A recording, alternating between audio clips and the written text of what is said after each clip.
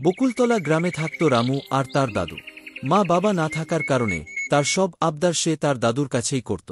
রামুর দাদুর একটি পুরনো সাইকেল ছিল, যা তিনি রামুকে কখনোই চালানোর অনুমতি দিতেন না। কিন্তু একদিন সন্ধ্যাবেলা তার দাদুর অনুপস্থিতিতে রামু চুপি চুপি সাইকেলটা নিয়ে বেরিয়ে পড়ল। গ্রামের পাশ দিয়ে রামু যাচ্ছিল পুরনো সেই রহস্যজনক সাইকেল চালিয়ে। কিন্তু কিছু অদ্ভুত ঘটনা ঘটছিল। রাত নামলেই সাইকেলের ঘণ্টা নিজে থেকেই বাজতে শুরু করল। হঠাৎই কেউ না থাকলেও পেছনের সিটে চাপ পড়ার শব্দ হল। তাকে গ্রামের লোকজন আগেই সাবধান করেছিল, এই সাইকেলে নাকি একদিন এক দুর্ঘটনায় একজন মারা যায়। সেই আত্মা আজও সাইকেলে চেপে ঘোরে। সেদিনটা ছিল পূর্ণিমা। সাইকেলের ব্রেক কাজ করছিল না, এবং হঠাৎ সে দেখতে পেল তার পেছনের সিটে বসে আছে এক পচা মুখওয়ালা ডাইনি। রামু অনেক চিৎকার করল, বাঁচাও বাঁচাও, কিন্তু কেউ এলো না। পরদিন সকালে ঘটনাস্থলে থেকে পাওয়া গেল ছেঁড়া প্যান্ট আর একজোড়া রক্তমাখা জুতো। আর কোনোদিন রামু ফেরেনি।